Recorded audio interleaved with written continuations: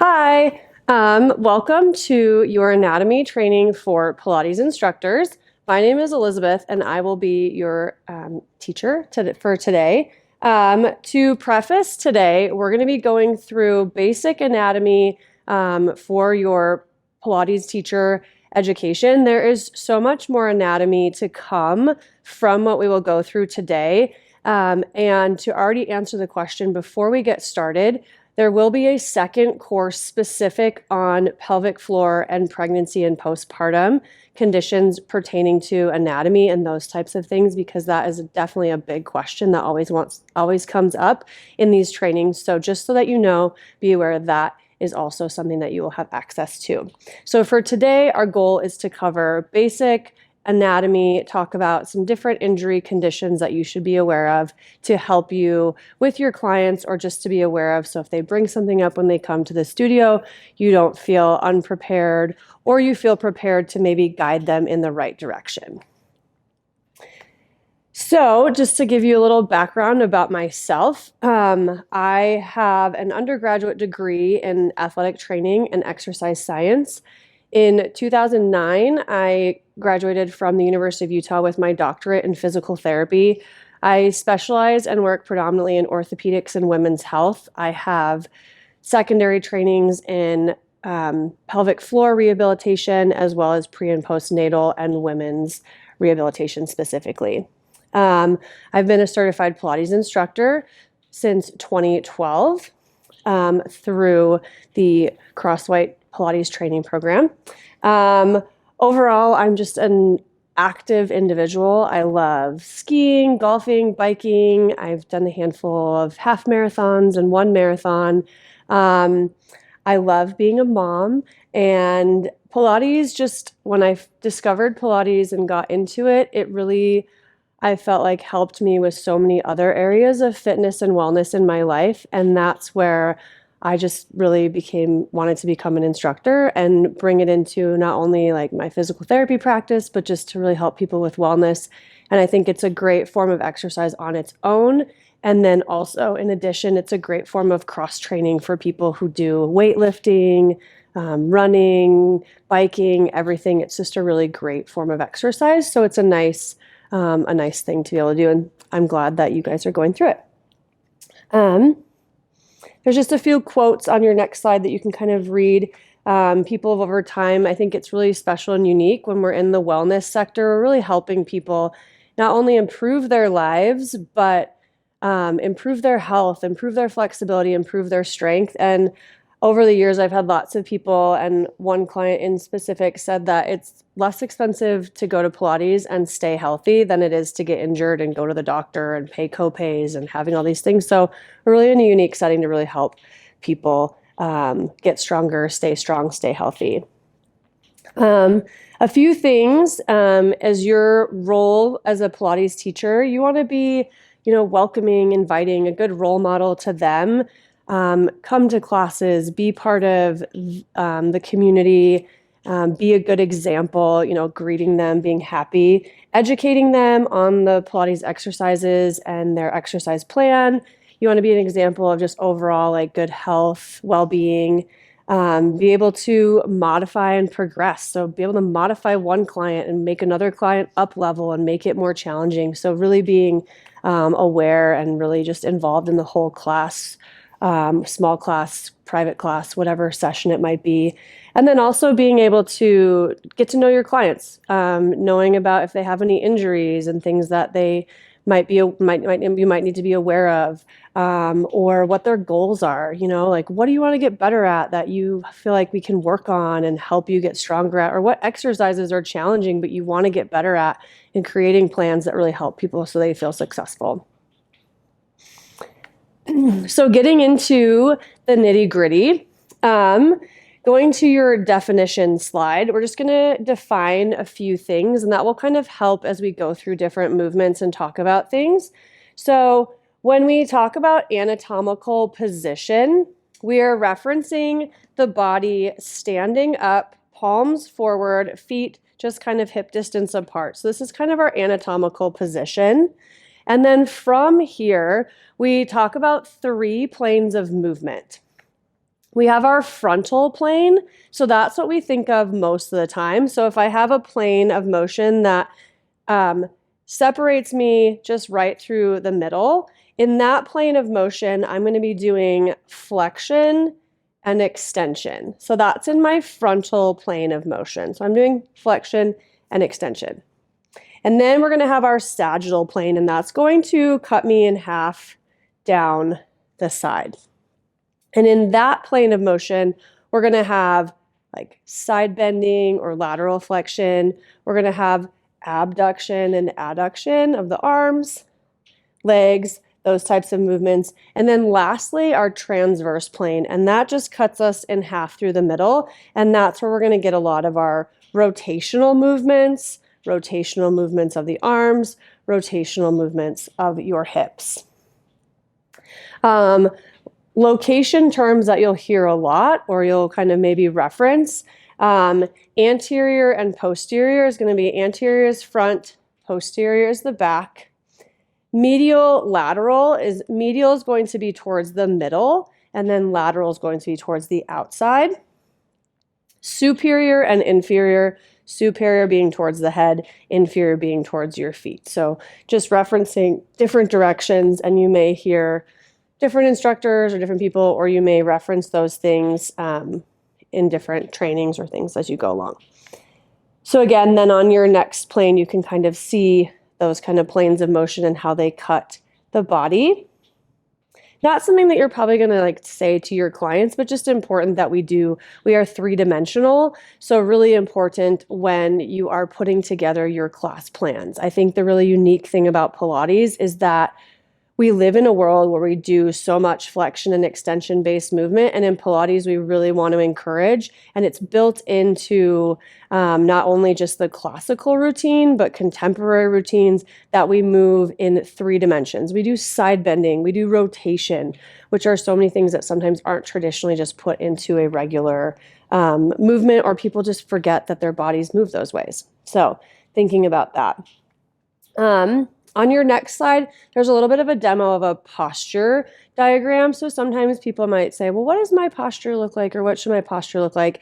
Everyone's going to have slight differences, but looking, we call it a plumb line. So if you're looking at yourself from the side, again, palms forward, you want to feel like you can make a pretty straight line from your earlobe to your shoulder, to your outer hip bone, to your knee, and to your ankle. So you want to see a fairly linear line. And if someone has like a really forward head and they're tight through their neck, or they're really, really rounded forward in their shoulders, or they just kind of collapse into their low back, those are some extreme exaggerations, or they hyperextend at their knee joints, things like that you might pick up if you looked at someone's posture. So just giving you a general kind of look at where those positions are and where we kind of want people to be. Moving on to general body positions. So we talked about planes of movement. These positions are definitely going to probably be used when you are maybe teaching a class, teaching a client, putting together class plans, and also positions that we are on the reformer, chair, Cadillac, mat, any apparatus that you're working on. So supine is the position of just laying on your back. So thinking of just laying on your back. Prone is laying on your stomach. Quadruped is on all fours. So wrists underneath shoulder, knees underneath hips in that kind of 4-point kneeling position. Tall kneeling is when you are up on both of your knees. So thinking our position for like chest expansion, those types of exercises. Half kneeling, think of your like proposal position. So one knee down, one leg forward. Side lying, laying on your side, and obviously sitting. There's a lot of other, like you can be standing, all those things. But these are kind of nice positions to know and be aware of, because sometimes they might not be in the classical Pilates positions. However, they can be nice positions to change how an exercise feels, or I'm going to do the same movement, but we're going to be in different positions. So maybe I can use more spring tension because they're more stable, or I can use less spring tension, or I have to change the spring tension because it's a less stable position. So in a lot of these, especially the tall kneeling, half kneeling position, a lot of our kneeling arm series, just changing the position of their legs can really change the position and challenge clients in a different way. So it's always fun to kind of play around with different positions, as well as they can be progressions into starting people in one position to move into a more advanced position. Starting someone in half kneeling before they come up into a standing lunge on the reformer, for example, to build that strength and stability. Further, so we've kind of already talked about a few things. So our movements that we move in, so flexion. So just thinking of like the elbow, flexion of the elbow is going to be flexing. Flexion of my hip, I'm shortening the position of the joint, or flexion of the shoulders, flexion of my spine, flexion of my knee. So we have flexion at all of our joints. Extension is that I'm lengthening that joint position. So I'm extending my elbow. I'm lengthening the position between the two bones. I'm extending my arm back behind me. I'm extending my spine, extending my hip. My knee extends when I come out of a squat. So all of those extension movements. Abduction is any movement that takes a body part away from the midline. So abduction of my shoulder, abduction of my hip. You can break it down. You can abduct your fingers and your toes, but we're probably not overly concerned with a lot of those things. Adduction is wherever we're adding something towards the middle. So think pulling the arm back in, resistance, or bringing it back down, bringing your legs together, squeezing them together using our inner thigh muscles. And then rotation, there's lots of different rotations, but rotation of like our trunk, we're just going to think of our twisting movement. We can get rotation in our shoulders and our hips. We think about more skip 2 down of more external. So opening up, externally rotating, or internally rotating, turning down, internally rotating at your hip. So in the hip and shoulder specifically, we really focus on if we're internally rotating, bringing the limbs closer to the body, or externally rotating, bringing those limbs out. And those are definitely important in terms of like what muscles we're using. And then we also have lateral flexion or side bending. So that occurs mainly at our spine, and that's our side to side, and that kind of nice movement that way. Specific to the foot, and these are specific because you will hear people talk about them. We have dorsiflexion, so that's when I'm pulling my toes towards me. And then plantar flexion, I'm pointing my toes, pressing away. Think calf raise. Inversion and eversion and pronation and supination are fairly similar, but inversion, I'm just kind of turning my toes inward. So I'm bringing my big toe kind of up and in. And then eversion, pressing those toes out the opposite way. Pronation is when you'll see people mainly in standing and you'll see that arch kind of collapse in, or supination, you'll see that arch really lift up and kind of have maybe more of like a higher arch specific to the foot. Continuing with definitions, just so that you're aware and there's differences between things.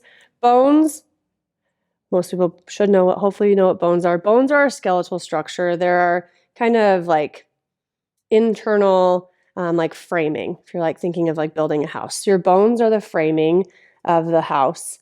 Our muscles are what create movement. So our muscles are our big, what we want to work. We don't want to rely on our bones. Our muscles create movement. Our tendons attach our tendons attach our muscles to our bones. So the tendon is not a very stretchy structure. You want it to be kind of a nice, firm, solid structure. So it has more collagen versus an elastin type of a structure. So it's a strong structure. So when the muscle contracts, that it pulls through that tendon and creates movement. Our ligaments attach bone to bone. So those are kind of more in the joints, not something that we're going to really they don't contract or relax. They're not a muscle or a tendon. They are a kind of the last resort of movement. So thinking like clients who hyperextend, or we don't want to just like rely on our joints to hold us up. We really want to kind of create that nice muscular stability so that we don't put excess strain on our ligaments that we don't want to. Fascia is what kind of just encapsulates and holds everything together. We have fascia on over all of our muscles. It kind of holds everything together and interconnects everything. Even though we talk about maybe our bicep and our tricep and the muscles of my forearms separately, they are all still interconnected through our fascia, which kind of encapsulates and holds everything together. I like to kind of give people descriptive things, and so this is kind of a weird one, but if you think of like a chicken breast, like a boneless, skinless chicken breast, sometimes you can feel that little like thin film when you pull up on it, and that's the fascia of the muscle. So it's just a thin, encapsulates that. Or if you have the skin on a piece of chicken and you take the skin off and there's that piece that still kind of connects it to the meatier part of the chicken, then that's your fascia. So it's kind of, again, just kind of interconnects everything. Our joints are where we have movements. We have joints all over. Every finger has multiple joints, our wrists. So where our bones come together to create, that's where we're getting our movement, is in our joints. And we talk about 3 different types of muscle contraction. And the nice part about fun thing about Pilates too, is that we really, we work these, and in a lot of forms of exercise too, we work these simultaneously together. And in so many things during our Pilates exercises, we might be doing one form of contraction in one direction and one form of contraction in another direction. So we're really working the muscles throughout the full range of motion in both ways, especially with the spring-loaded tension. So our concentric contraction is what most people think of when they think of a muscle contraction. So if I think of, I'm doing a bicep curl, my bicep is contracting and the muscle is getting shorter as I contract that muscle. An eccentric contraction is where the muscle is lengthening under resistance. So think of if I was arm wrestling, or I've got that bicep and someone's trying to push my arm down, I'm still using my bicep, but the bicep muscle is now lengthening underneath that tension. So a lot of times in Pilates, we might be pulling the straps in one direction, but we're still resisting it in the other direction. And we're staying in that spring tension the whole time. We're never letting the carriage close completely for many, many exercises. And so we're working the muscle throughout that whole range of motion. And then an isometric contraction is where I'm just holding that muscle contracted and it's under resistance or tension, but I'm not moving it. So throughout our exercises, we're often then bracing through our core, continuing to breathe through our rib cage, keeping the core nice and tight, always kind of keeping that transverse deep core muscles on. Or we might do something and we hold for a period of time to really get into that position and get that nice strong muscle contraction. So that's where we're just keeping that muscle contracted under tension for maybe a length of time. And we're not changing whether it's lengthening or shortening, it's just holding. So just to kind of transition on, just a little quote from our good friend Joe. You can call him Joe, or you can just call him Mr. Pilates, or whatever you want to. If your spine is inflexibly stiff at 30, you are old. If it's completely flexible at 60, you are young. And I don't 100% agree with that. However, I do think that it's important throughout our life to continue to move and do balanced movement of strengthening mobility, keeping our body moving in all planes of movement, because we tend to, as we start to do different things, we stop twisting, side bending. And so keeping that mobility is really, really important for posture, strength, breathing, all of those things. And I think, our spine isn't going to be the same at 60 as it is at 30, which is that's just a form of aging, but important to still work on different ranges of motion and keep working on those things so that we don't lose that motion earlier than we should, or we don't want to lose it at all, basically.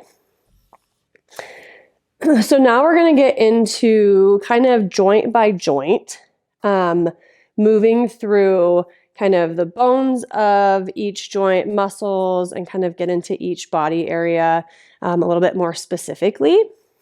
We're going to start with your spine because I just think that's a good center place to start. And in Pilates, we talk so much about the core, and that's kind of really where our spine is, where our core muscles originate. So that's going to definitely be where we're going to start. So if you want to, I would maybe recommend just going to the next slide so you can kind of see the visuals of the spine as we talk about a few things. So with your spine, the bones of our spine that we'll talk about our vertebrae. So you'll hear that word. The vertebrae are just the bones that are kind of stacked one on top of the other in our spine. In our neck, you have 7 of them. In your thoracic spine or any vertebrae that has ribs coming off of it, you have 12 vertebrae. And then we have 5 lumbar or low back vertebrae. And then our sacrum, or that kind of triangle-shaped bone at your tailbone, is fused vertebrae. They kind of fuse in utero and as we develop. And then your coccyx is your tailbone. Does have a little bit of ability to move, especially when we think of like childbirth, but the sacrum and coccyx are mainly fused bones. They don't have movement individually like our other spinal vertebrae do. The joints, so we have our bones and our joints. So as the vertebrae stack on top of each other, they obviously need to be able to move. And the joints that they create are called facet joints. And there's different abilities of movement through each one of those. Our SI joint, which is very, very commonly discussed and talked about, is the joint between your sacrum, so that triangle-shaped bone at the bottom of your back, and where the 2 big pelvic bones come together. They create the SI joint. And it's a strong joint. It's an important joint because it takes a lot of load as we weight transfer from one leg to the other. So an important joint to create good balance between strength and stability, as well as mobility. We won't get too much into the nitty-gritty, but there is debate whether how much movement there is at the SI joint, whether it doesn't move at all or it moves too much. And I'm in the camp that it does move, and problems come with it when it doesn't have correct movement or allow for some movement or allows for too much movement. So it's an important place to kind of just create thinking more about good strength and stability. And then in our joint section, I also just put that we have our intravertebral discs. So, because again, those get a lot of, we talk a lot about the discs of our spine. And so they just are the discs that sit between each vertebrae to create cushion. And then they do allow to help facilitate that movement between the bodies of the vertebrae, which are more kind of circular. In our spine, we talk about 2 types of curves. Lordotic curve and a kyphotic curve. A lordotic curve is what we have in our lumbar spine and our cervical spine. So that kind of forward shaping movement, that kind of forward rounding, so making a C shape behind me. And in our mid-back, we have a kyphotic curve, so more of that kind of forward, more of that rounded position. I like to note that these are normal curves of the spine. Everyone does have varying degrees of them, just by normal anatomy. When they become troublesome is when maybe someone has really extreme kyphosis and their spine is really rigid, or they have and they can't move out of that position. So maybe elderly, or maybe they have like a form of a scoliosis, which is a whole other lecture in and of itself, but their spine is more like stuck in that position.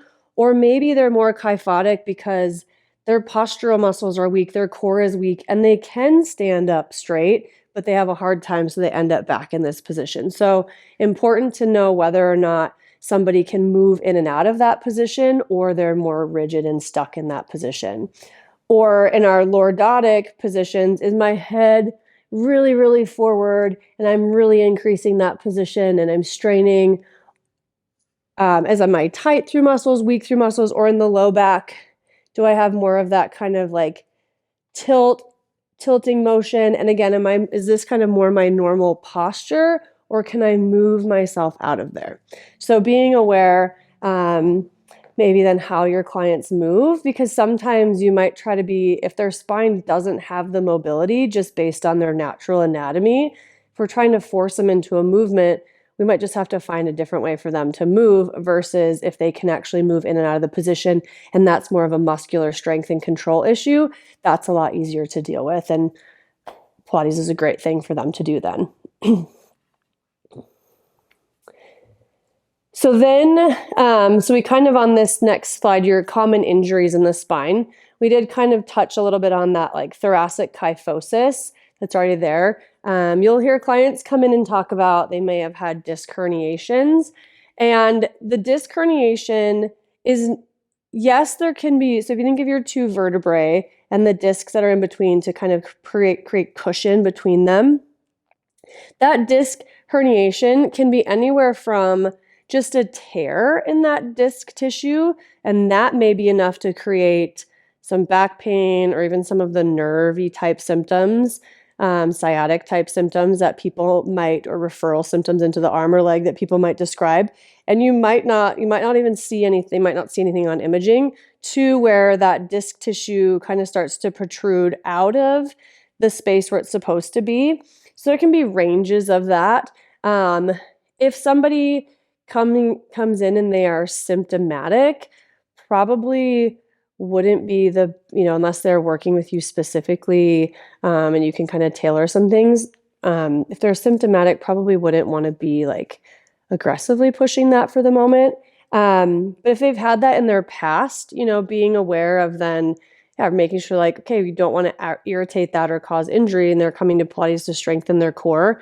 So really being, honing in on focus on your form, focus on your breathing. Typically as well, and not everybody is like this, but a lot of times actually disc herniations prefer more extended positions. So they like, pulling straps type series or anything working on that kind of extension movement can sometimes be really beneficial. Not always, but can be really beneficial for that group. Stenosis is where, so we have our two vertebrae, and you can imagine then we've got all of our nerves that exit out at all the different levels between and go and innervate our muscles. So stenosis is where the area where that nerve starts to exit starts to narrow. So sometimes this is usually more in an elderly or an older population.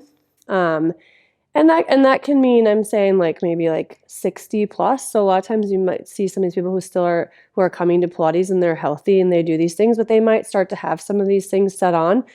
Stenosis, so that space where the nerve exit starts to kind of narrow and can put some compression on that nerve. A lot of times because of that, when we go to extend, in this case, it's going to close down that area. So a lot of times these individuals don't love being in an extended position. They like to be more in a flexion posture. So working them in a very neutral spine position, or if they don't tolerate laying on their stomach, maybe you put some pillows or a prop underneath their stomach to keep their spine in a more neutral position versus being extended. And then maximizing, good mobility around there, good core strength. Like I said, we kind of talked a little bit about thoracic kyphosis. Scoliosis is abnormal curvature of the spine, usually in kind of like, if you looked at the spine from the back, like an S curve is pretty typical. So someone has like, my spine kind of curves to the side, or sometimes they might have a little bit of a rotational component.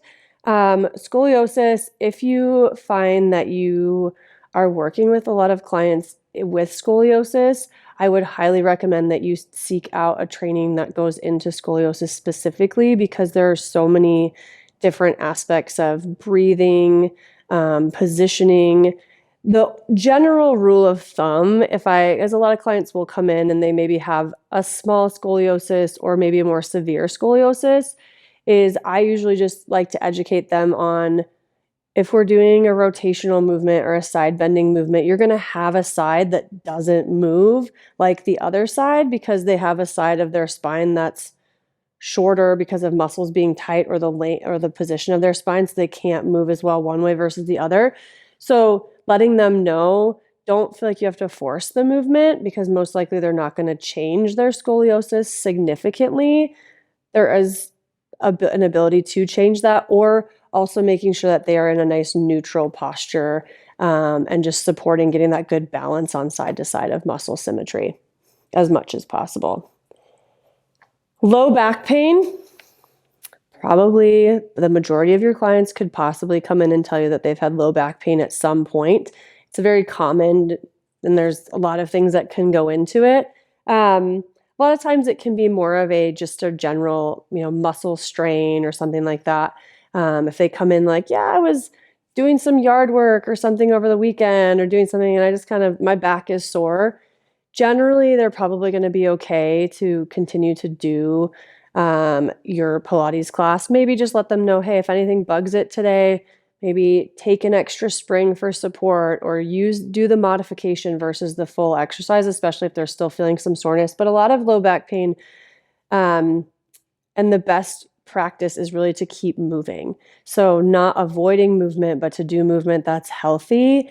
And the majority of things that we do in Pilates, especially in a group class setting, are going to be really, really beneficial. Even if someone comes into your Monday or Tuesday morning class and says, hey, on Sunday, I kind of, tweaked my back doing something at home. Doing good movement is actually going to be beneficial for them instead of not coming to class. Sciatica is a big lump term, but that's what people will say when they have like nerve pain. And I kind of said this a little bit earlier. If someone comes in, they're having active nerve pain, like shooting pains down their leg or numbness and tingling, probably wouldn't be the best for them to continue in your class today unless, again, you've gone on and done extra training or you're working maybe alongside another care provider that they're working with and you know how to kind of guide them through there.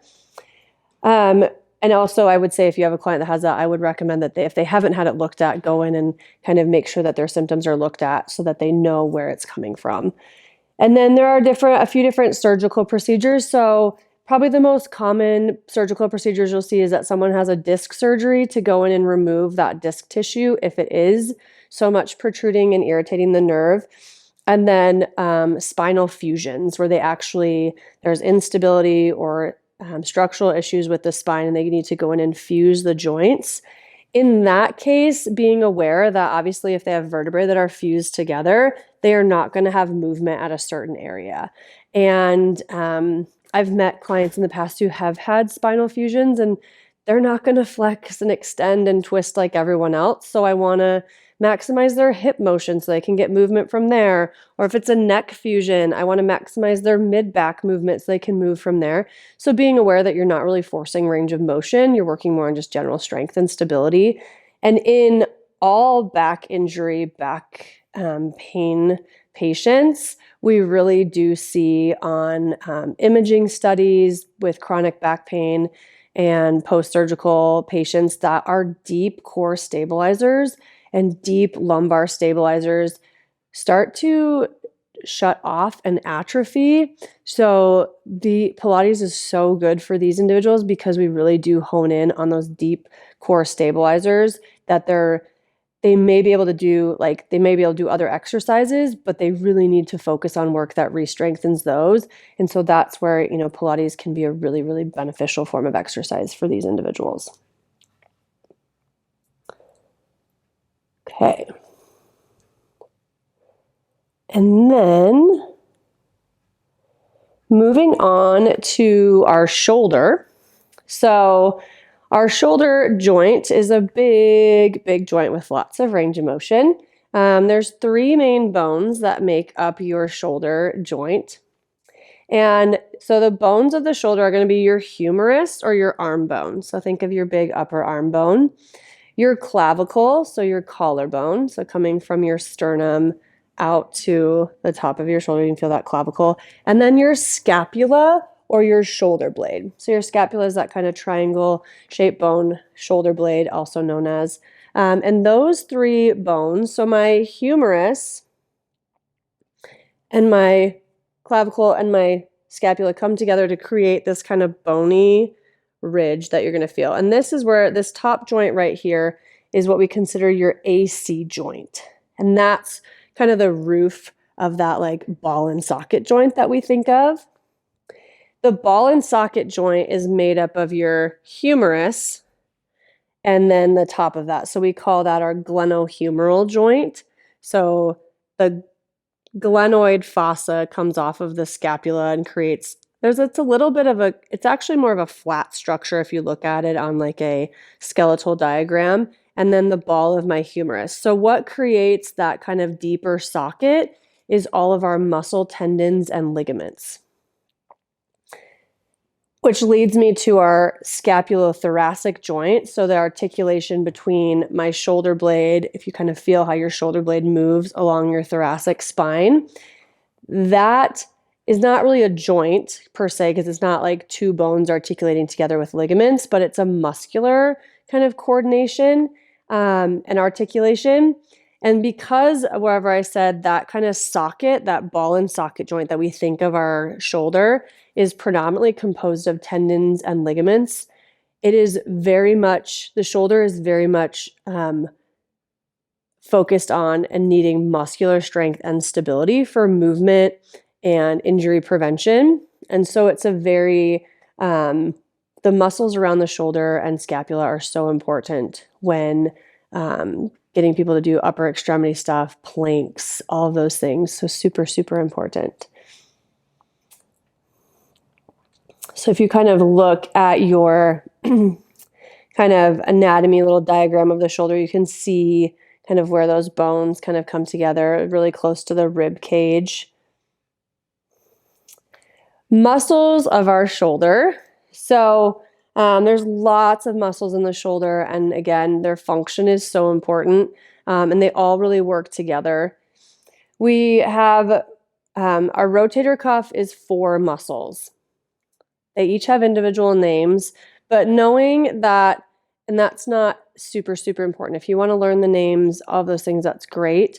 But knowing that our rotator cuff muscles are predominantly important for our external and internal rotation movements of the shoulder.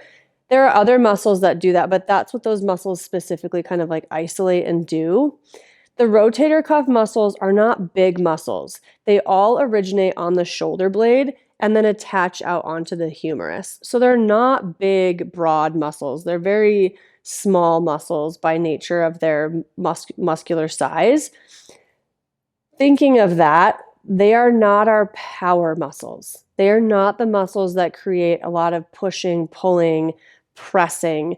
They are the muscles that we want to be strong. So as we move our arm, that ball and socket joint glides and moves in a nice, uniform, nice pattern within that joint. So the predominant function of the rotator cuff muscles is to be strong so that they can stabilize that joint. And then our other muscles around the shoulder and shoulder blade area, there are big movers. So we want good balance between all of them. Our deltoid muscle, you can think of as like your shoulder, like shoulder pad muscle. So that kind of runs off here and kind of comes down and creates that shoulder pad. Our deltoid muscle is predominantly a shoulder abductor. So it brings my arm out to the side. It is also active in some forward movement, more of my anterior deltoid, as well as pulling movement, more of my posterior deltoid. So there's kind of anterior, posterior, and medial fibers of the deltoid. Its biggest motion is going to be abducting the shoulder, but it also has fibers that help in our kind of forward flexion lifting, as well as our reverse pulling or movement. Then we have our bicep and our tricep. So our bicep muscle is predominantly going to be an elbow flexor. Bicep, because there are 2 main heads of the bicep, or kind of 2 muscles that come together to make the bicep. And then our tricep is going to be our elbow extender. So those are the primary movements. Our bicep does also help with shoulder flexion by where it attaches onto the shoulder. And our tricep as well also helps with shoulder extension. But again, their main movements are that kind of flexion and extension at the elbow. Our latissimus dorsi, or our lat muscle, as it is easier called and mentioned, is think of your swimmer muscle. The lat is a super strong, big muscle. Its primary movements, and you can think of that big kind of swimmer, in swimmers it's really big and you can kind of see it, that kind of V-shaped muscle. It is important for extending our arm back, pulling our arm into the side, and also internally rotating the shoulder. So the lat has a lot of things. And if you think of those three movements together in your swimming stroke, they're pulling that arm in and back in your kind of traditional freestyle stroke. So you can really see like, oh, that's why those swimmers develop that muscle. It is a great muscle for not only scapular strength and stability, but also core and postural work because it actually has an attachment down into the low back. So the lat is a really, really important, great big muscle to work and is really kind of, we're using it in a lot of positions. If we think of plank long stretch series, pulling straps series, a lot of rowing movements, the lat is really, really important. And it's a strong muscle, so people can handle a little bit more tension than they think they can when we're using the lats. Our pec major and pec minor are going to be your kind of chest muscles. The pec minor is active, but we're not really ever really going to isolate it. It kind of just works along, but it lays underneath our larger pec muscle. These muscles are going to be important in bringing our arms together. So think of like hug a tree is going to be a good, strong pec movement, as well as anything where we are pushing. So they are big, strong muscles. In our plank, we're using our pecs to kind of have that good stability along with balancing out with the back muscles as well. So yeah, the pec, that's kind of think of, your hug a tree, pushing movements there. Our trapezius, which a lot of people know their upper trap because they feel like, oh, I'm always tight in my upper trap, is a large, large muscle. And there are three parts to it. So the trapezius starts up on my neck and actually comes all the way down into my low back. So there are three parts. There's an upper part, a middle part, and a lower part. So if you can imagine that kind of like diamond shape, from the neck out to the shoulders and then down to the low back. The upper part is involved with shrugging our shoulders up. The middle part helps to retract or pull my shoulder blades back. So think of like rowing. And then the lower part helps to depress my scapula or draw those shoulder blades down. So also think like pulling straps. Important for all three parts of the trap to be strong and work together is very important for allowing for full shoulder movement. Our rhomboids are also they run kind of right between my shoulder blades from my spine out to my shoulder blades, and they are a big scapular retractor, so they pull my scapula together when we're doing a strong rowing movement. That's where they're mainly involved. And then our serratus anterior is a muscle that a lot of people don't think about or don't really know about. And it's a super, super important muscle. It wraps along my rib cage and kind of articulates with my scapula. It wraps around my rib cage coming through. Our serratus anterior is important for protraction and retraction, as well as upward and downward movement of our scapula. So it's a really big shoulder blade and scapular supporter. This is a muscle that I focus on and think of a lot when we're in a plank position. So we're in our plank position. It's often you'll see people like collapse in their shoulders. Often it's serratus weakness and they're not able to kind of push through that kind of armpit hollowing or kind of like slightly feel like they're rounding their back to kind of let those scapula kind of protract.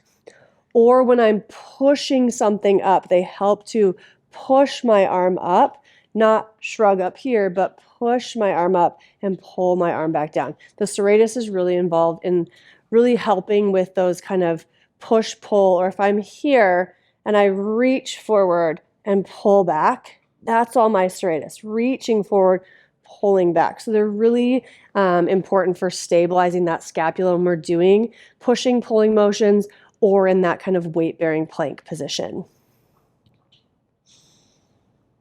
Okay, so then you can kind of see, again, on your diagram, you can see kind of where those muscles attach.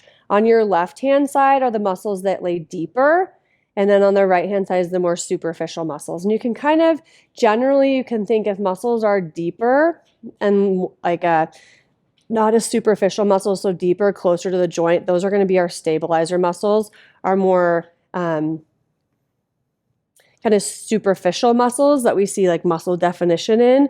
Those are going to be your kind of bigger prime mover muscles. Some common injuries that you'll hear around the shoulder are going to be a rotator cuff injury, and that can be surgical or not, anything from a tendonitis to a tear. So again, if someone's had, obviously if they've had a recent surgery, you would want to make sure that they're cleared to return to exercise from their doctor or their physical therapist. And then also, if they are newer to coming back, obviously you would want to like lighten spring load, focus on form.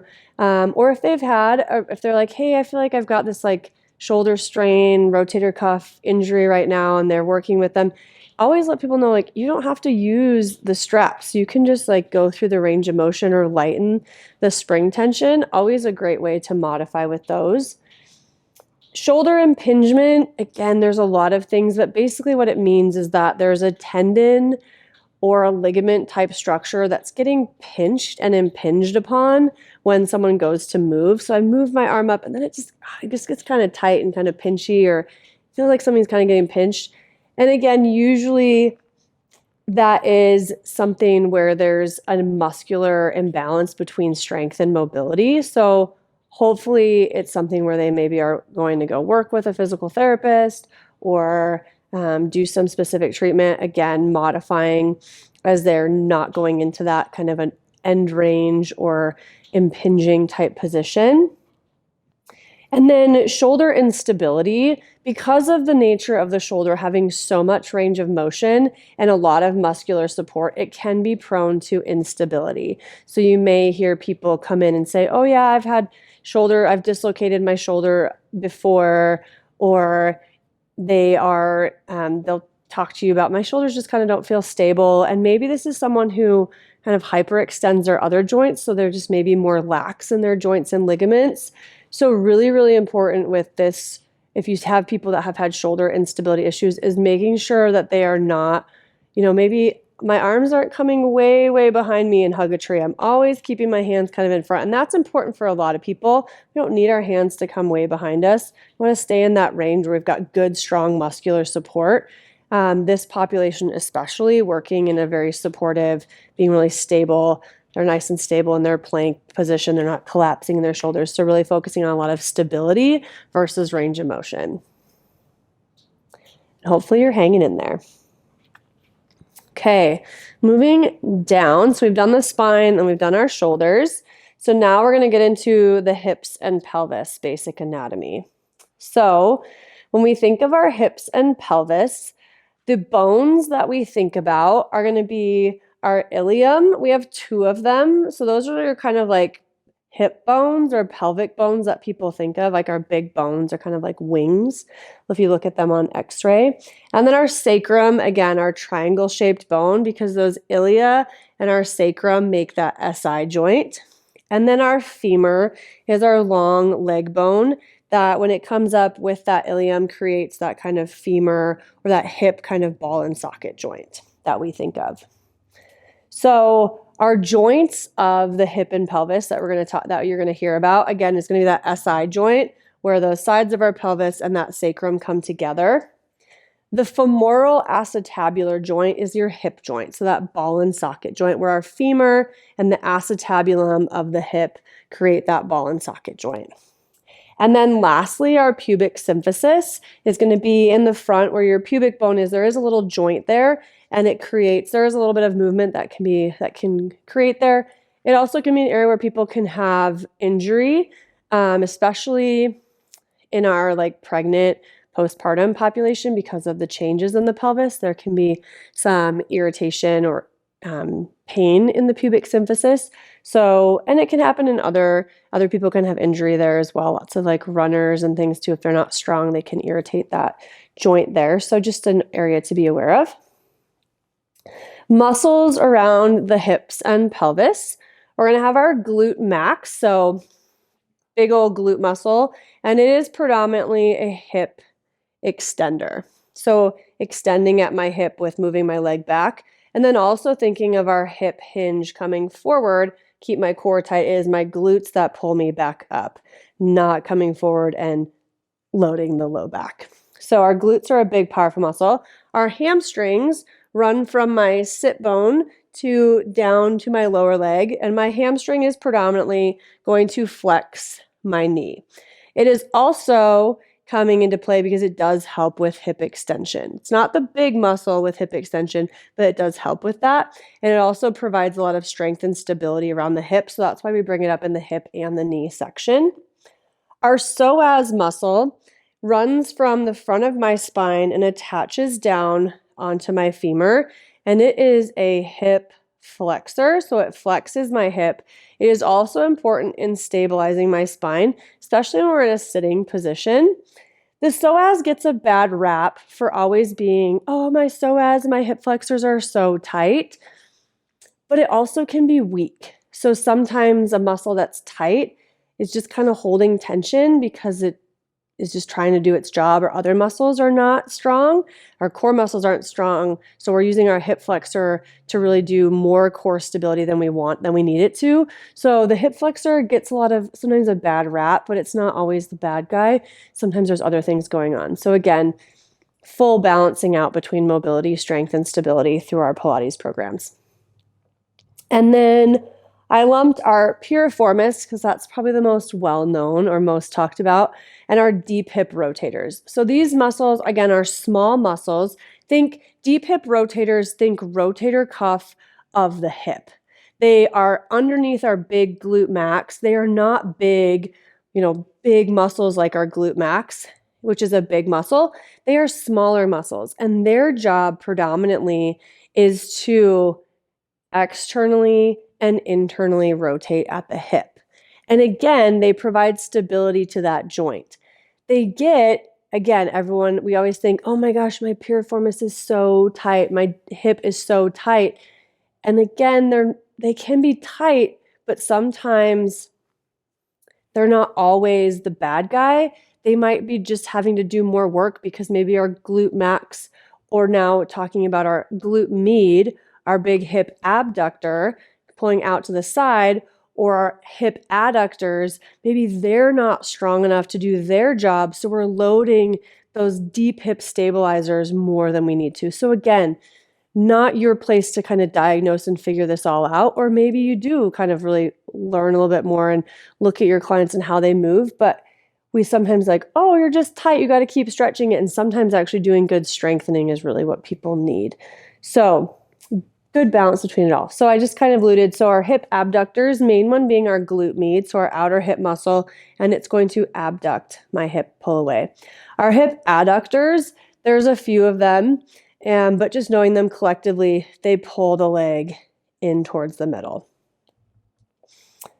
and are also equally important. And you've got your kind of bone and muscle diagrams there, and you can kind of see where those muscles are located and how a lot of the muscles through our hips and pelvis, and as we get into the knee, quads, and hamstrings, they kind of tie into our IT band that I don't really talk about a whole lot.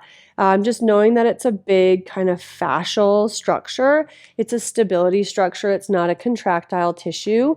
It's there to stabilize. And again, one of those things that because it's more of a fascial ligamentous tendony type of a structure, people have issues with it when they're not using their muscles how they should be, and they're relying on that last resort of stability. So not one that we'll get into too much. Okay. And then we have our knee joint, good old knee joint. The bones around the knee that you need to know of. So again, our femur is our long kind of leg or thigh bone. In your shin, you have two bones, your tibia and your fibula. The tibia is going to be the larger of the two, that with the femur creates our tibiofemoral joint. So the tibia and the femur create what we would consider our knee joint. Our fibula is going to be that outer kind of shin bone, and it does come up and has some articulation, and is also a ligament, has a ligament attachment for one of the ligaments of our knee, but it's the smaller bone on the outside of your leg.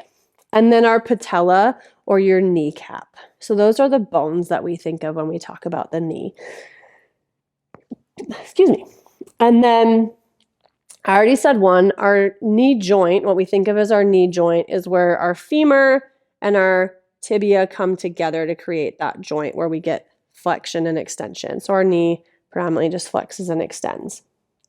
The patellofemoral joint is where our patella kind of articulates through a little groove on the femur. And if you put your hand on your kneecap, if you bend your knee all the way, you can kind of feel there's like a little bit of a groove there. So that's kind of that patellofemoral articulation. And then as you straighten your leg, you feel that that goes away. You can't feel that because that kneecap kind of glides in that groove.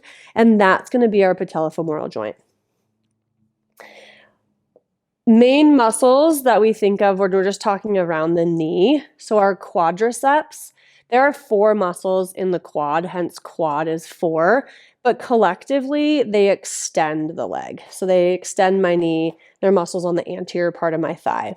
My hamstrings, there's 3 of them, and they are on the back of my leg. Collectively, they flex the knee predominantly.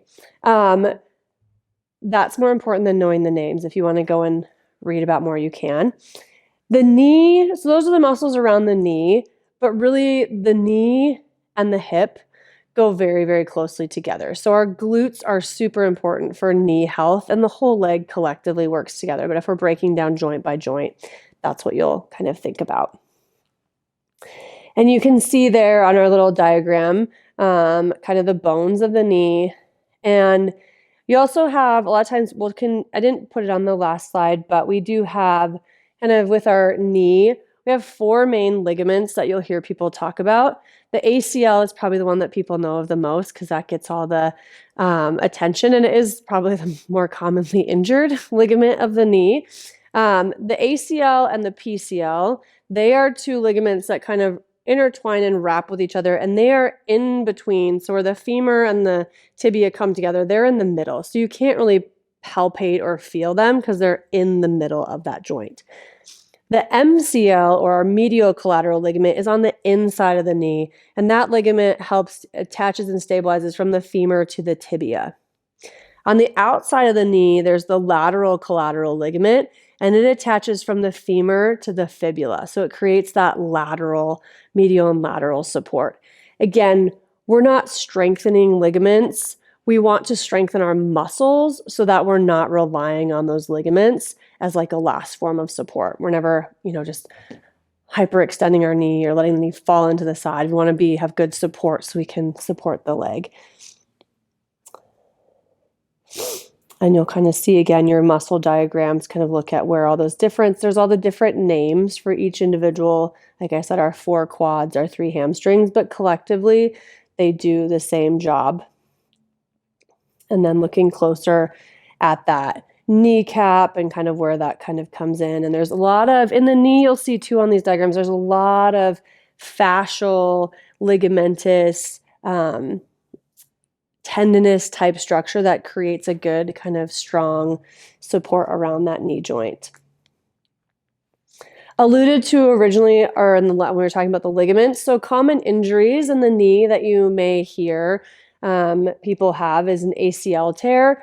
Most of the time that's going to be surgical, but you will find people who are able to cope and not have to have surgery. And really, if they are acutely or recently post-surgery, you want to make sure that they've been cleared to come back into doing Pilates or just general exercise. So making sure that they are cleared to do that important overall, looking for good strength, stability, balance, balance between quad and hamstring strength, glute strength. Core strength is really, really important in actually preventing and rehabbing ACL injury. So Pilates would be a great fit. Meniscus injury. So our meniscus is a cartilaginous structure that sits between the tibia and the femur to create cushion. And sometimes people can have a tear of this structure. Sometimes it needs surgical repair. Sometimes it doesn't. Sometimes it goes away on its own. So again, if someone's had an injury, again, are they aware of things that they can and can't do, they can and cannot do, or working again on strength and stability, good form, good mechanics, so that they are really strengthening how we want them to strengthen. And then our MCL sprain is probably our medial collateral ligament, the ligament on the inside of the knee, is probably the next most commonly strained structure just because of way of injury on the knee and mechanics. So again, sometimes, and the MCL, it's a ligament that of most of all the other ligaments in the knee has a really great blood supply. So sometimes if it's just an isolated strain, period of therapy and strengthening, the patient won't, or the individual might not need a surgery. However, always making sure that they've been cleared if they've had an injury there. And a lot of these, if their injury is far enough in the past, for example, myself, I had ACL surgery 20 years ago, and it doesn't limit me. And not everyone is that way. I guess I've been lucky in terms of I haven't had any post-surgery issues, but if someone has done proper rehab and their injury is 20 some years ago, it probably hopefully shouldn't be impacting them coming into your class. And then the patella, you might hear of people having history of subluxing, so partially or fully dislocating their patella so that kneecap can come out of that groove. Again, most of the time if someone's having struggles with that, they will be treated with physical therapy. If it's really significant and they're really struggling with it, there are surgical procedures that can be done to help them with that. Once they make it to your class, obviously same principles apply. Strengthening, stability, good form, mechanics, all those good things. Knee pain, again, you might just have people I get pain in my knee when I squat or I have lunges, doing those things. And some of that just kind of gets lumped into patellofemoral pain syndrome, especially if it's anterior or knee pain in the front. So if you have clients with that, maybe they don't tolerate kneeling on their knees, so you give them a modification or give them extra cushion to kneel on. Being aware, again, too, I think form and mechanics in the rehab side of this population is really important. And then IT band or iliotibial band, people will come in and say, my IT band is sore, I've had this going on. Overall, the goal is going to be we want to have good, proper mobility and balance between flexibility from quads, hamstrings, glutes, and then good strength. So then again, we're not using that structure as a last line of support. And I know I'm keeping things very to the point and what they are, but that's going to be kind of just the best thing that you need to know. And then again, if it's a client that you're working with, you can always learn from them, learn from their provider, or kind of educate yourself more on that.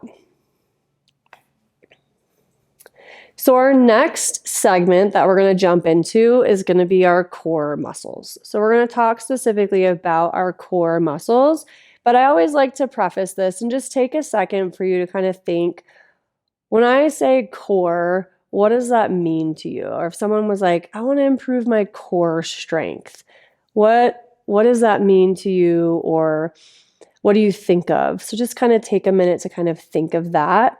And as you're thinking of that, again, I'll remind you, we are going to be talking about the core muscles, but you will also have another presentation on pregnancy, postpartum, and pelvic floor specific to really delve in, because that's a whole topic kind of in and of itself. Okay, so core, what does it mean to you? Our core, and when you think of our core muscles and their role in our just functional day-to-day life, our core muscles activate to stabilize our spine, prior to movement.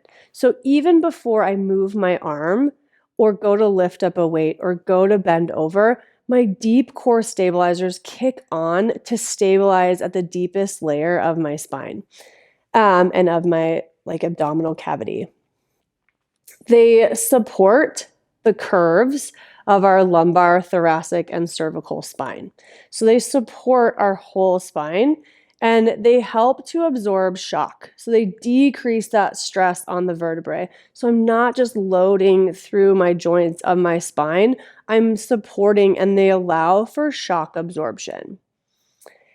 They also control movements of my trunk. So while I'm throwing, golfing, running, lifting my kids up, playing, doing all the things we like to do, they control movement of our trunk and create movement at our trunk. So thinking of that, core muscles are so much more than just our six-pack ab muscles, which a lot of people think, I gotta get my core stronger.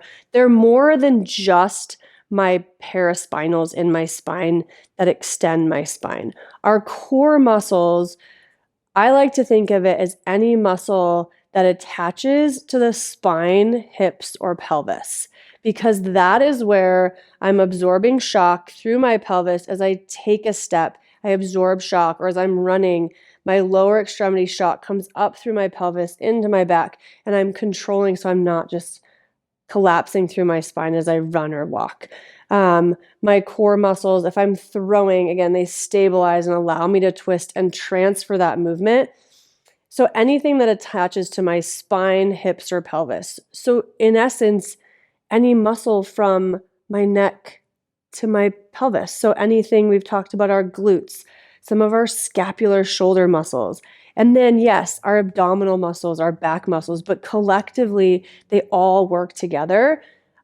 And we'll get into them, but our deep core muscles, we want them to be our stabilizers so then our big prime movers can do their job and collectively work together. So the core is so much more than just our abs. And I think it's getting more and more people are aware of that, but it's important to kind of think like, I can't just do sit-ups and think I'm going to have a strong core. I need to apply it and get it into function, full body movement. And in our Pilates repertoire of exercises, so many times people don't realize like, oh, now I have to use my core. Yes, as I'm doing this kneeling, serving, or hug a tree. Oh, I feel my spine want to move. That's your functional core stability, is maintaining that posture while we move other extremities. So super, super great. And we have the ability to help people with that.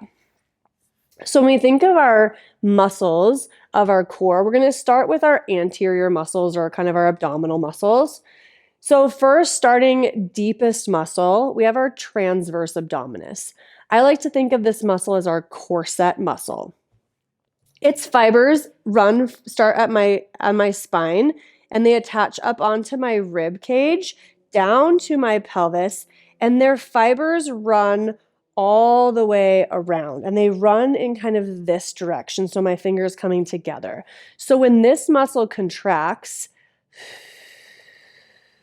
it draws inwards, those fibers pull together, and it creates that bracing that we talk about, that abdominal bracing, or a little bit of an abdominal hollowing, but more of a bracing. It creates this nice kind of stability. It is important in preventing low back pain. It is our deepest layer of stabilization.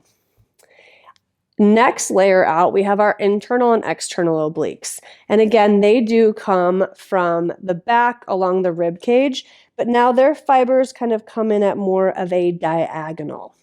So when our obliques contract, they are the muscles that help to rotate and twist us, or prevent us from being twisted. If someone's trying to push me, they prevent us and stabilize in that rotational way.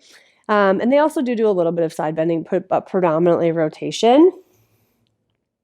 And then our rectus abdominis is going to be our six-pack muscle. So runs from the xiphoid process right at the bottom of your sternum, so the top of your rib cage. And there's two sides of the rectus abdominis, one on each side, and it comes all the way down and attaches onto your pubic bone. So our rectus abdominis is our six-pack muscle, and its predominant movement is to flex the spine. So it's not a huge stabilizer. It's a mover. It's our spine flexor.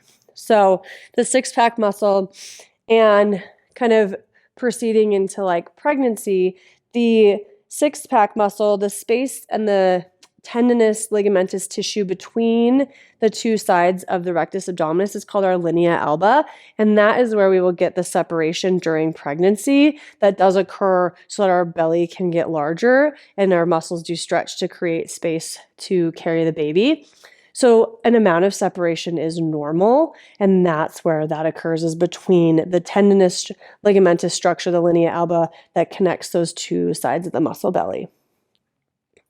And we alluded to and talked about the psoas in our hip section, but it's also brought up in our core because our psoas is predominantly a hip flexor, but it does help to stabilize our spine. And again, sometimes it's overactive or feels tight because it's working too much because our core is not working enough.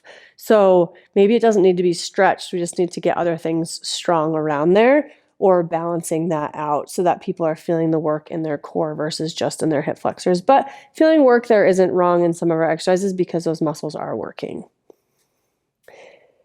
So again, on your kind of muscle diagrams there, you can see on your left-hand side, your deep core muscles are those deeper muscles, and you can kind of see how those fibers of the transverse abdominis, your obliques coming down from the top, and then layering on that rectus abdominis and other layers of those obliques. Our back muscles, so on our posterior core, thinking of those muscles, our erector spinae, and we'll just make that a collective term because there's longest ones and ones that run smaller. So there's different names for the different muscles, but collectively there are erector spinae, and their objective is to, if I'm laying prone or even just standing or here, they do extend my spine.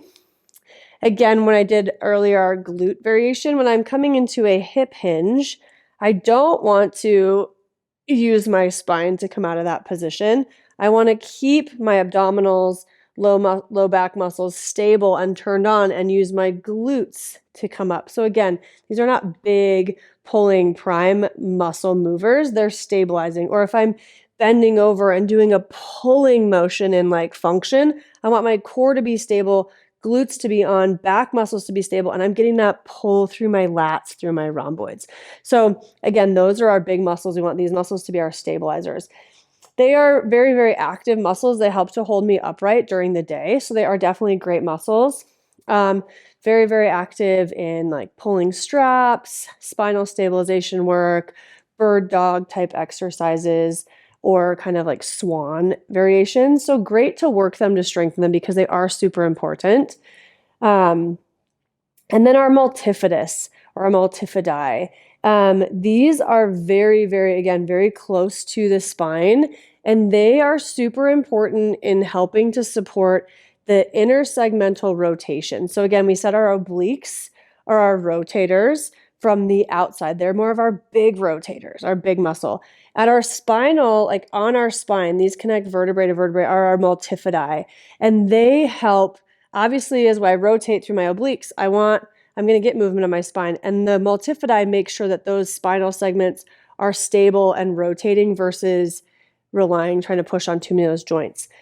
These are very, very active in things that we do where we are maybe trying to, like a bird dog or quadruped, these muscles are really, really active in those types of positions, or where we're maybe holding stable and like moving in extremity, and my body might be having like a rotational force, but they're not really they are active in our twisting, but to really strengthen them, sometimes those movements, we're really trying to hold the spine neutral, move an arm, move a leg, and not let the pelvis or spine move too much. And then lastly, a muscle that's important to note is our quadratus lumborum.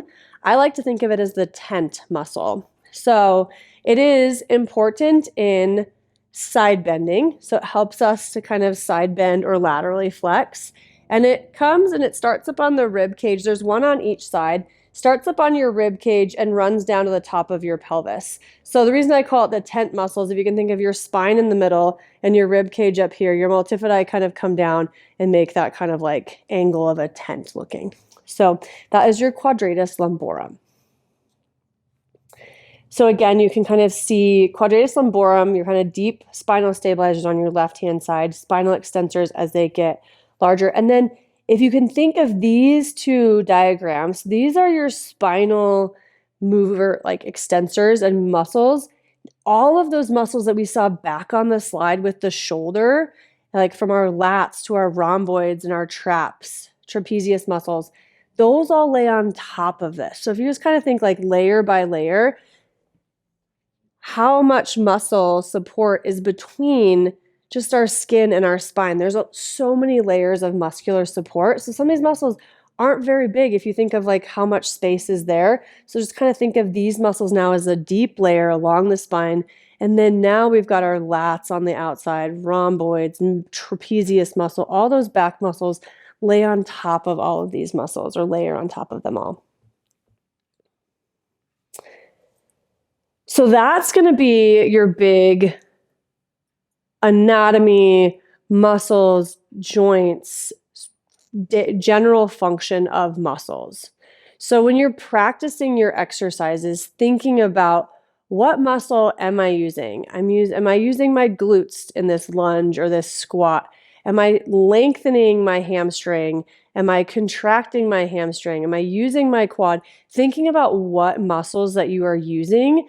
So then when you're cueing clients or someone comes in, they're like, why am I feeling this in my quad? And you're like, no, actually you're supposed to feel it in your glute. So maybe their form, really focusing on where our client should be feeling exercises so that they are getting the biggest benefit and really building their strength. So as you're going through and practicing your exercises, think about which muscles am I working, balancing out, I don't want to only use these muscles in my shoulder. So I want to do, if I'm doing some pushing movements, I want to do some pulling movements.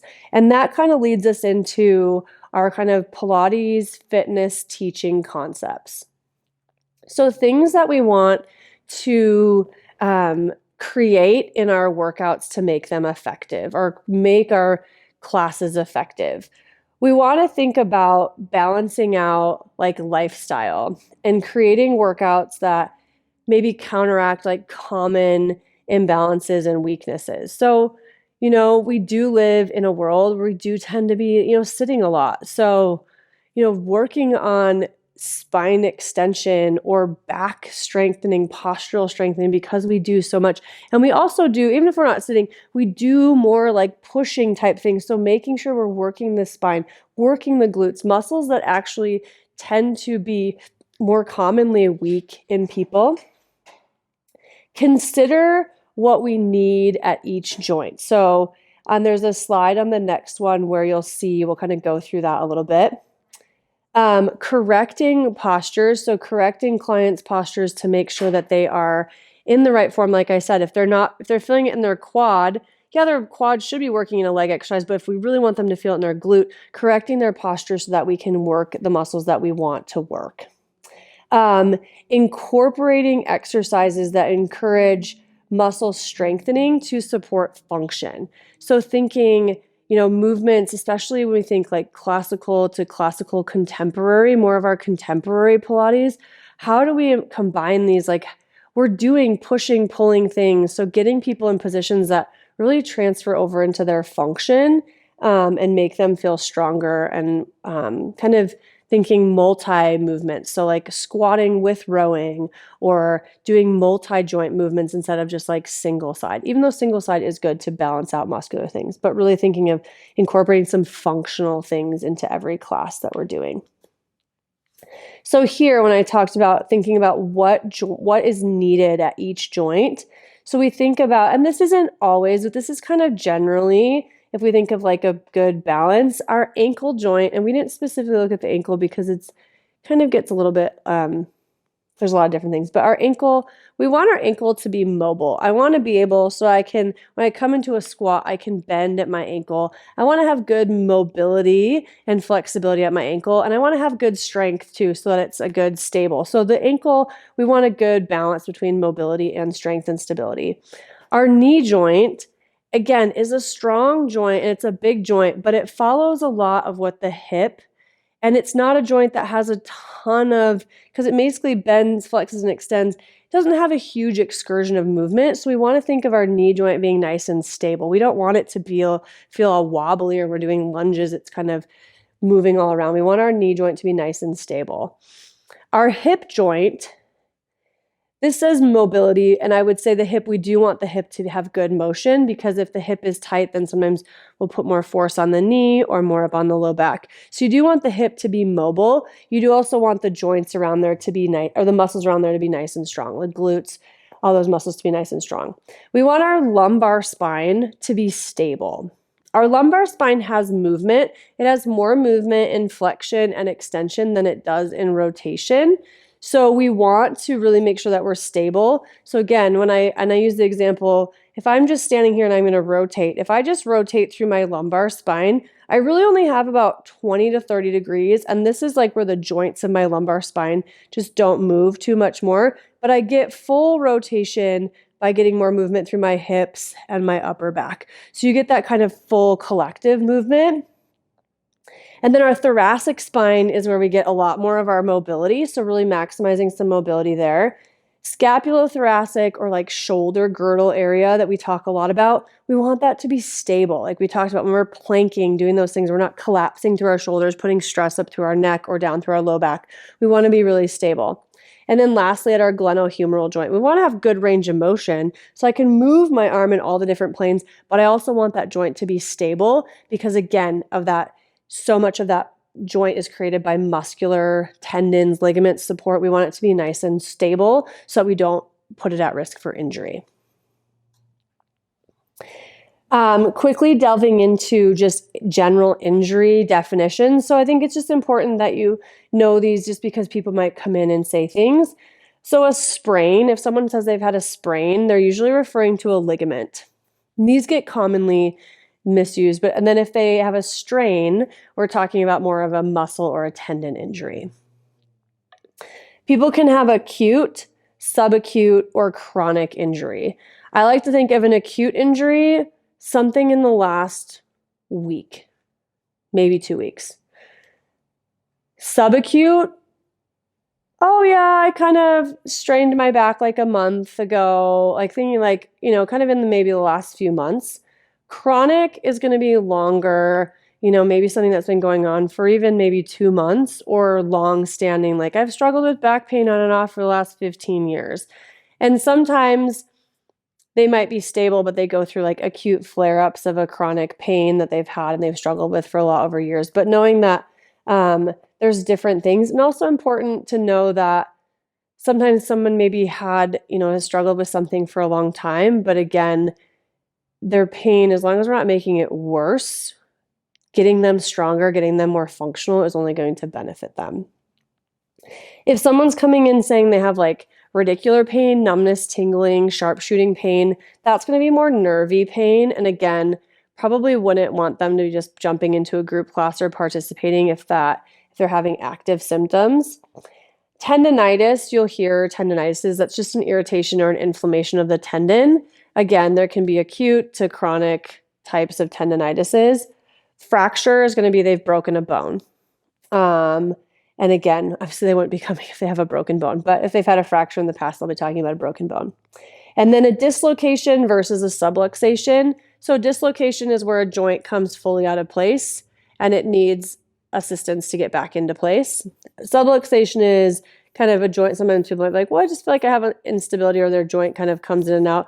Most commonly, you might hear people talk about their shoulder or their kneecap. And with those, so with the subluxation, dislocation, again, like making sure if they have a history of that you want to really focus on stability, less about range of motion, more about staying stable and strong. And then I'll touch on a few different health conditions that you might hear about. Arthritis, there's two main differences in arthritis. There's OA or osteoarthritis, and that's kind of our more like can be somewhat age related, or some people have forms of it that can be a little bit more genetic. And that's more of like the joint. And it's usually located to maybe a few joints in the body. Or maybe I just have OA in my knee or in my hip. It's not, um, it's not necessarily a systemic. Rheumatoid arthritis is an autoimmune disease and it can affect everyone from children through adults. And there's different stages of life it can onset in. And it's an autoimmune disorder where your body actually attacks the joints. So really important in these people, they might have a lot of joint stiffness because of the rheumatoid arthritis affecting their joints.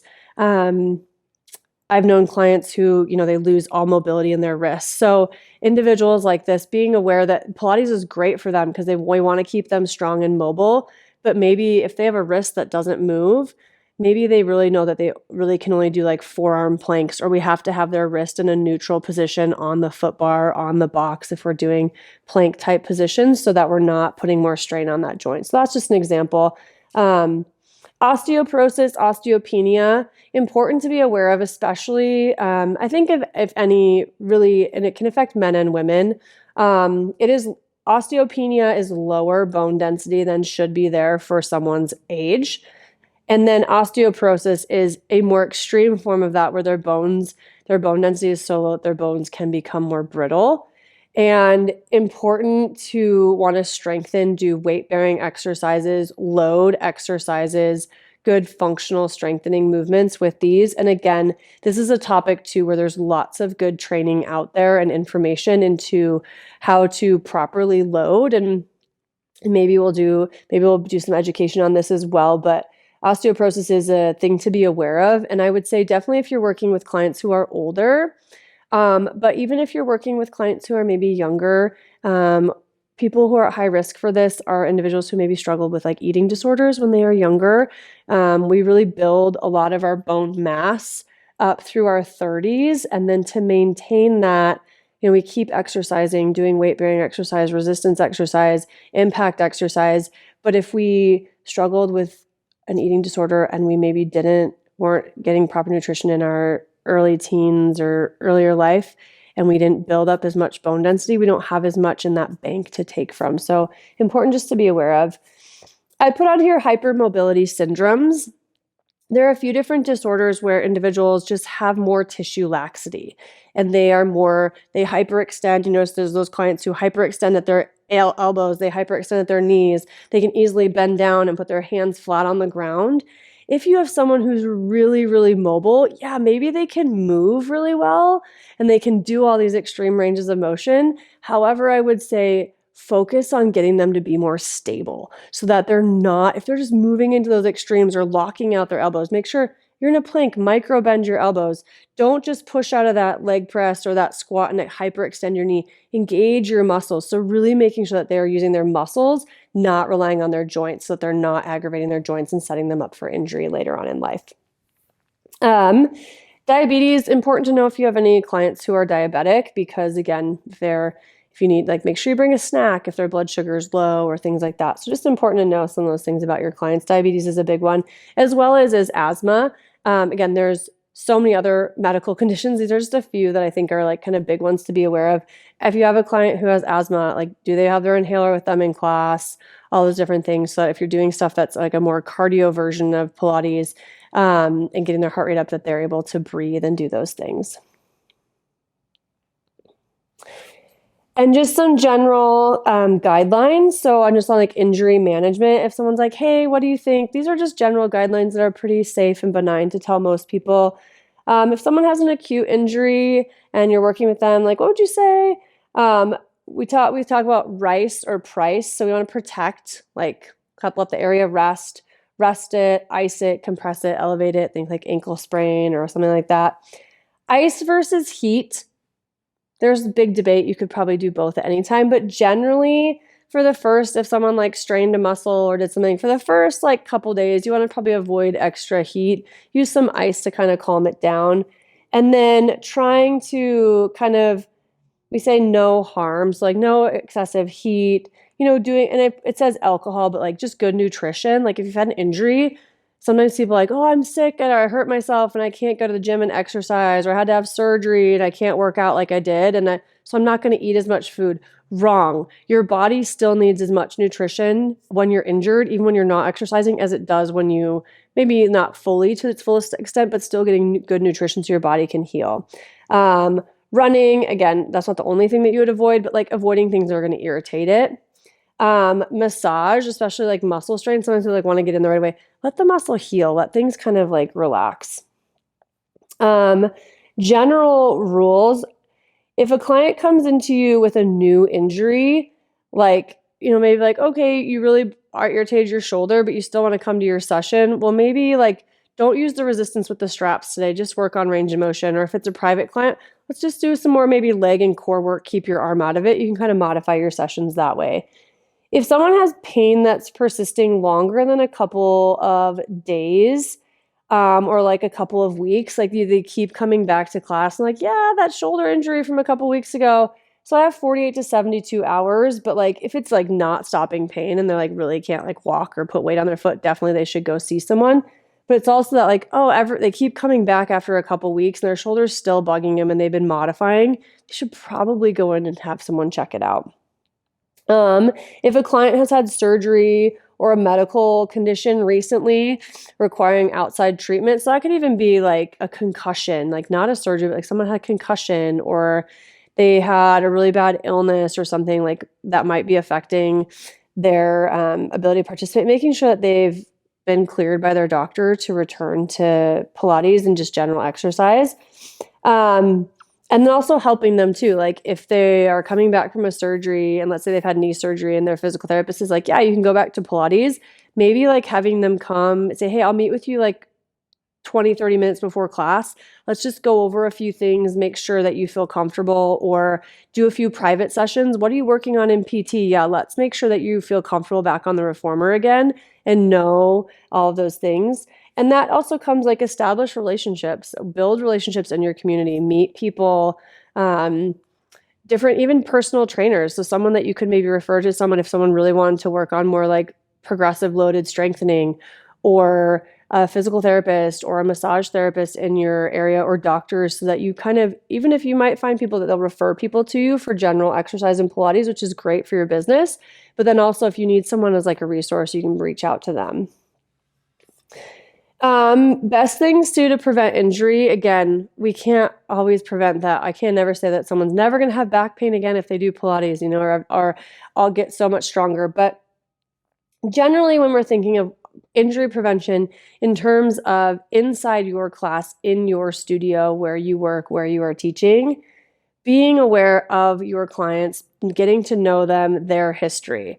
So if a client comes in and you didn't ask them about an injury and they have a shoulder injury and you make them do an exercise and you cause them to irritate that shoulder or do something that is not right, they're not going to come back to your studio. So educate yourself on your clients, on their and how they move, so that you can help them be like the best that they can be.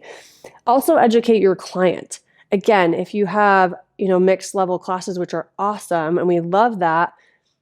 If you have clients that maybe are pregnant and like, hey, again, come meet with me 20 minutes before class so I can show you some ways to modify exercises so that you're not having to take a lot of time during class. You're helping them empower themselves to keep moving in class. Or maybe you have a class that has someone who's a little bit older, and maybe you say, hey, here's a balance bar, so you always have access to this when we're doing standing exercises if you feel more comfortable. Or if you don't feel comfortable doing these standing squats or lunges up on top of the reformer, you can always come down and do them on the floor. Letting your clients know that modifying is not a weakness. Modifying is a strength because they are working in their abilities, and that's how they'll get stronger. And knowing that they don't have to just not do an exercise and sit out. They can still have things that they can do that will really help them.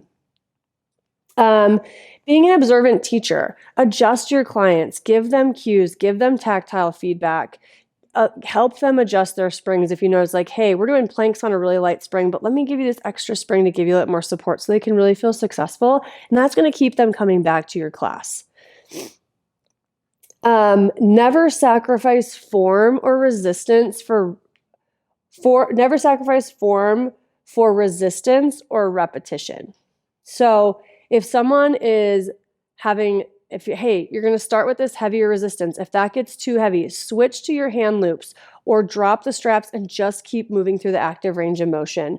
Or if you start to get tired, shorten your range of motion or work through your form. Don't feel like, oh, I'm starting to lose my form. Slow down your pace or kind of work with them. So don't feel like you need to keep doing all these if you're getting tired. Like maybe someone only has the strength to do 6 reps, and that's fine.